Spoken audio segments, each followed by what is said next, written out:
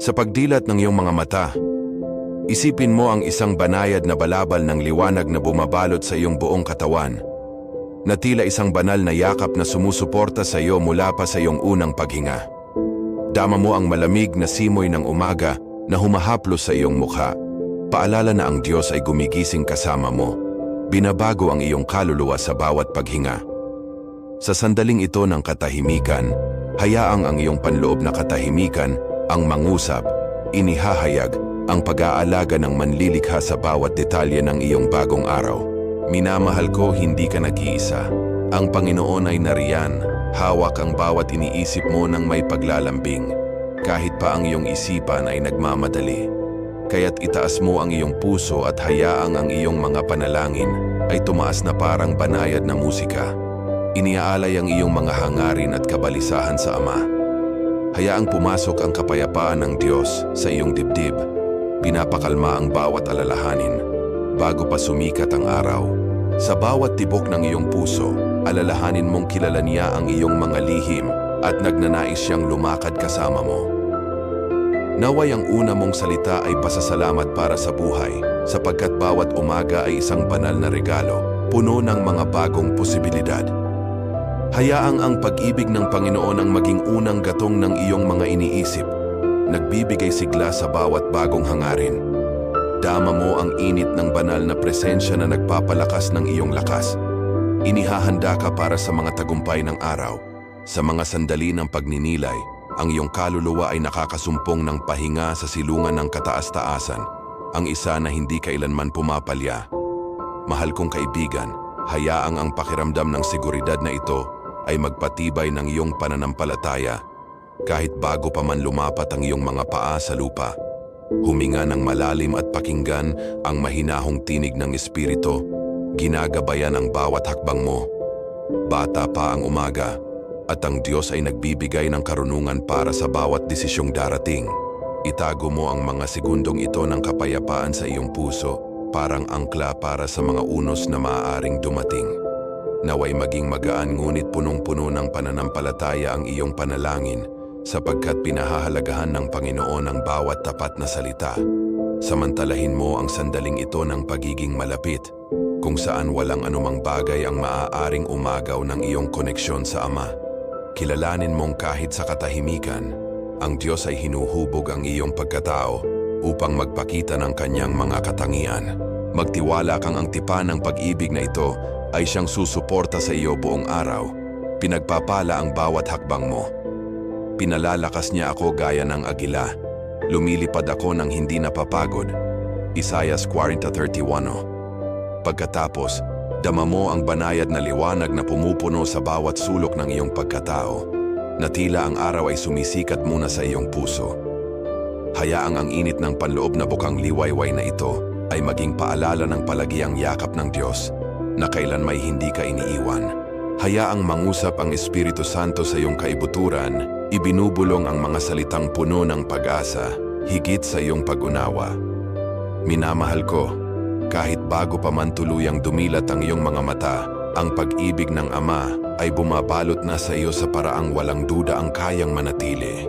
Kaya't itaas mo ang iyong puso at ipahayag ang iyong pananampalataya. Inihahagis sa Kanya ang lahat ng iyong pasan ng may tiwala. Dama mo ang bawat selula na nanginginig sa pasasalamat, sapagkat ipinagdiriwang ng Diyos ang bawat akto ng pagtitiwalang iniaalay natin sa Kanya. Habang ikaw ay nakahiga, kilalanin mo ang Kanyang mga biyaya, ang hanging iyong nilalanghap, ang matatag na pintig ng iyong puso, ang kapangyarihang mamili. Ang Panginoon ay tahimik na kumikilos sa paligid mo. Inihahanda ang mga pintuan ng biyaya at mga pagkakataon. Naway maging tapat ang iyong panalangin, sapagkat ang Diyos ay nakakikita lagpas sa mga salita at tuwirang humihipo sa iyong kaloob-looban. Sa bawat paghinga, isipin mong ang Kanyang mga kamay ay nagbabalik ng sigla sa bawat bahagi ng iyong buhay. Binubuhay ka mula sa loob. Hayaang ang kabutihan ng Panginoon ay maging mas malakas kaysa sa anumang takot na maaaring sumubok sa iyong araw. Kaibigan, magtiwala kang Siya ang iyong ligtas na kanlungan, kahit bago pa man magsimula ang unang gawain ng araw. Kilalanin mo ang kapangyarihan ng Diyos sa bawat kalagayan. Inihahandog sa Kanya ang iyong mga pangamba. Naway ang katiyakan ng kanyang pag-aalaga ang siyang pumuno sa iyo ng lakas upang harapin ang mga hamon na may pananampalataya. Gamitin mo ang banal na sandaling ito upang ihanay ang iyong mga iniisip sa kalooban ng Diyos. Hayaang ang presensya ng Diyos ang maging pundasyon ng iyong mga desisyon kahit hindi ka pa bumabangon sa kama. Dama mo ang kapayapaang lampas sa pag-unawa, pumupuno sa iyong buong pagkatao at nagpapatahimik ng isipan. Sa bawat pintig ng iyong dibdib, alalahanin mong ang manlilikha, ang may hawak ng sansinukob, at ikaw rin. Manatili ka sa tahimik na panalangin hanggang sa maramdaman mong namumunga ang pagtitiwala sa iyong kalooban.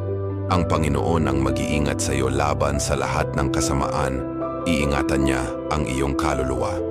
Salmo 121:7. At kaya damhin mo ang kapayapaang bumabalot sa iyong pagkatao, gaya ng isang santuwaryo ng katahimikan na nilikha ng Diyos mismo.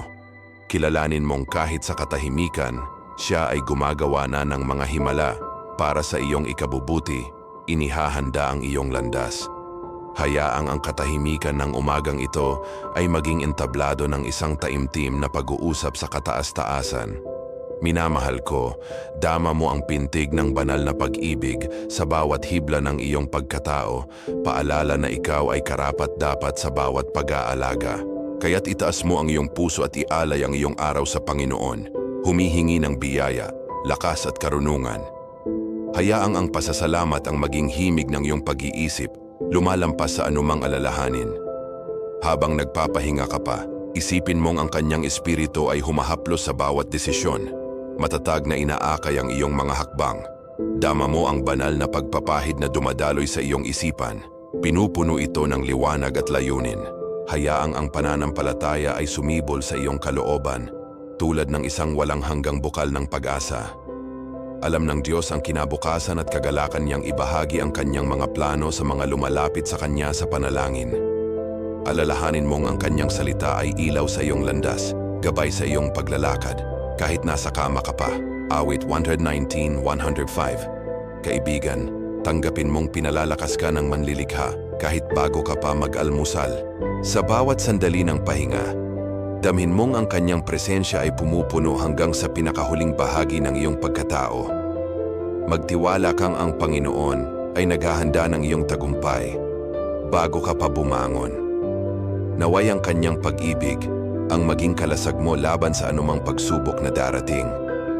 Gamitin mo ang mga segundong ito ng pagiging malapit upang pagtibayin ang isang panatang puno ng pananampalataya para sa iyong araw. Dama mong ang alingaw-ngaw ng abalang mundo ay yumuyuko sa harap ng katahimikang sumisibol sa iyong espiritu. Naway ang una mong kilos sa pagbangon ay maging papuri sapagkat ang Diyos ay karapat-dapat sa unang lugar.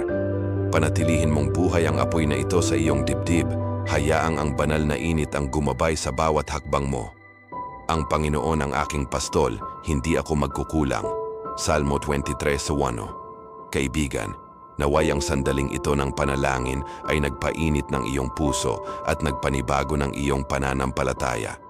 Maraming salamat sa pagbabahagi ng mga sagradong sandaling ito kasama ang Diyos at ako sa espesyal na video na ito. Mag-iwan ka ng komento kung paanong nadama mo ang presensya ng Panginoon habang nananalangin. Ikagagalak kong basahin ang iyong mga salita. Mag-subscribe ka sa channel at i-activate ang kampanilya upang makatanggap ng mas marami pang panalangin tuwing umaga na magpapalakas sa iyong lakbayin. Ihanda mo ang iyong puso para sa ating mga susunod na pagkikita sa panalangin sa Bukang Liwayway. At hanggang sa muli, tanggapin mo ang basbas ng Ama. Nawa, igabayan niya ang iyong mga hakbang at ingatan ang iyong araw. Amen.